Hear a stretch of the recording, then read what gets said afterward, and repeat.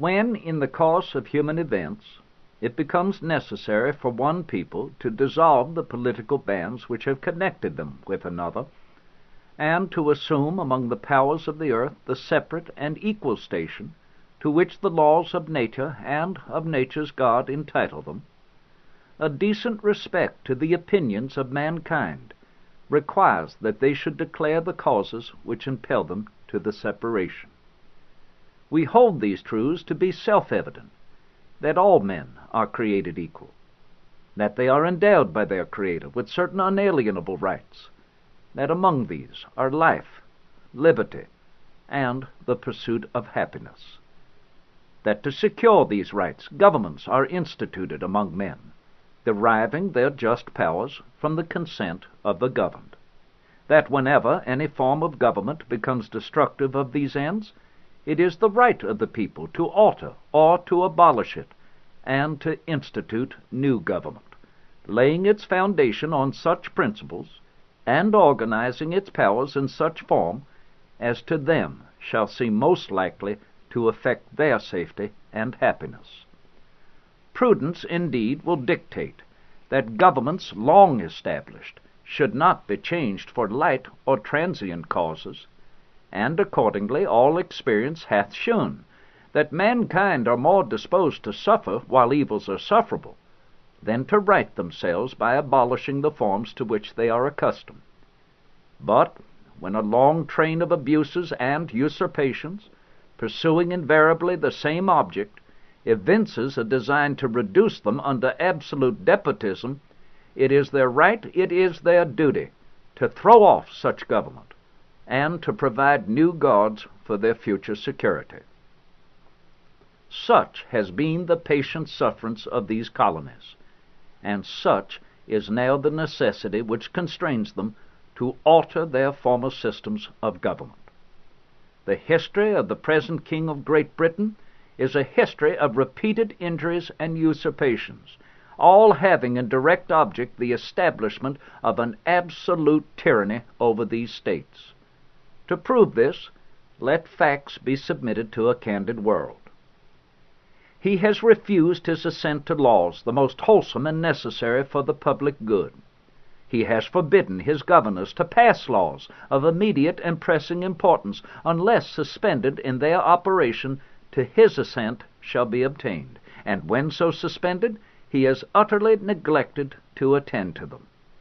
He has refused to pass other laws for the accommodation of large districts of people, unless those people would relinquish the right of representation in the legislature, a right inestimable to them and formidable to tyrants only.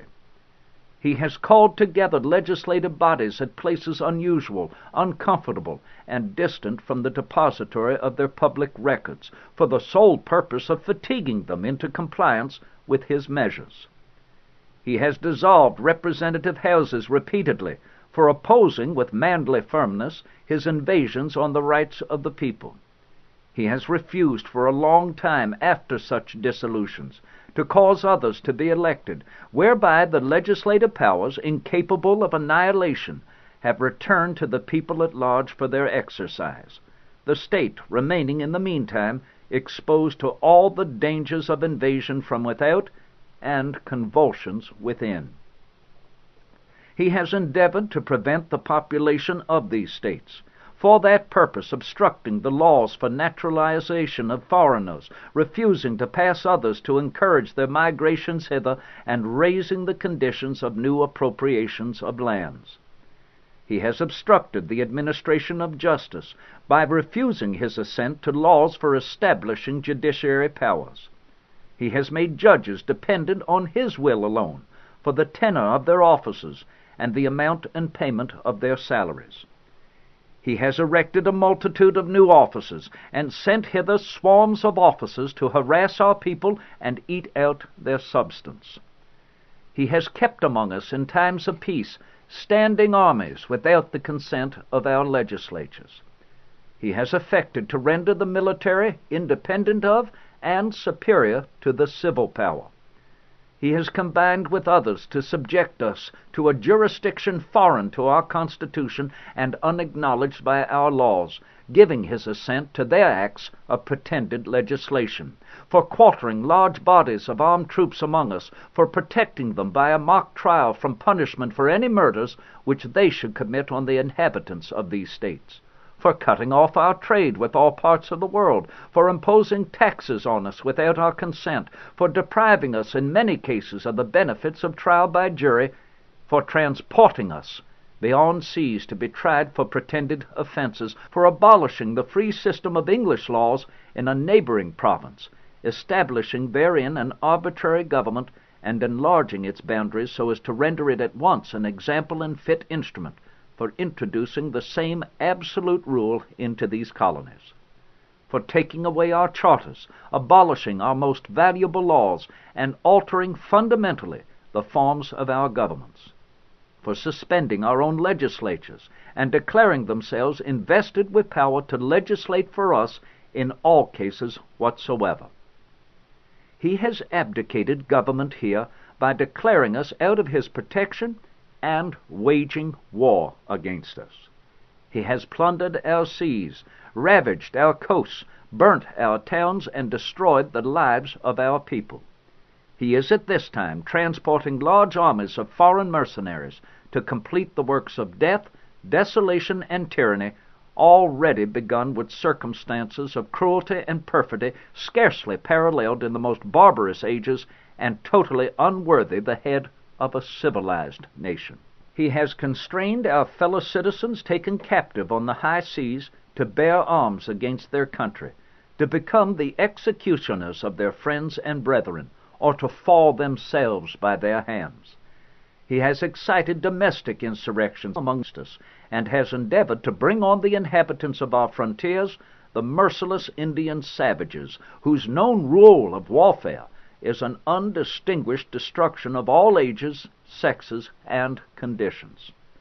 In every stage of these oppressions we have petitioned for redress in the most humble terms. Our repeated petitions have been answered only by repeated injury. A prince whose character is thus marked by every act which may define a tyrant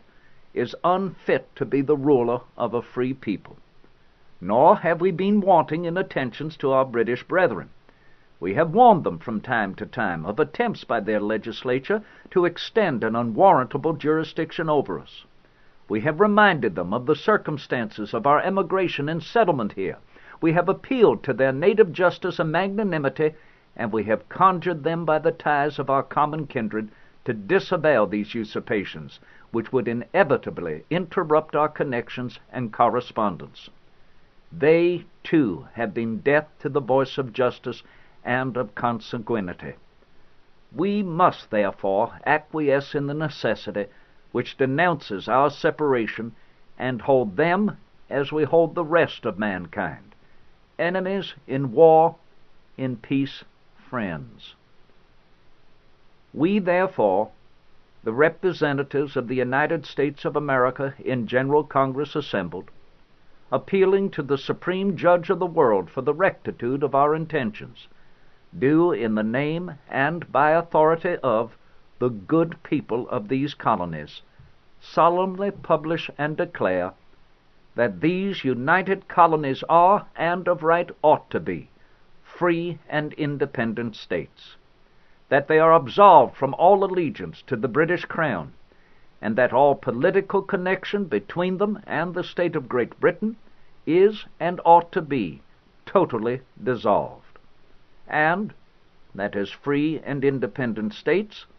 they have full power to levy war, conclude peace, contract alliances, establish commerce, and to do all other acts and things which independent states may of right do.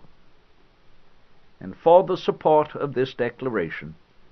with a firm reliance on the protection of divine providence, we mutually pledge to each other our lives, our fortunes, and our sacred honor.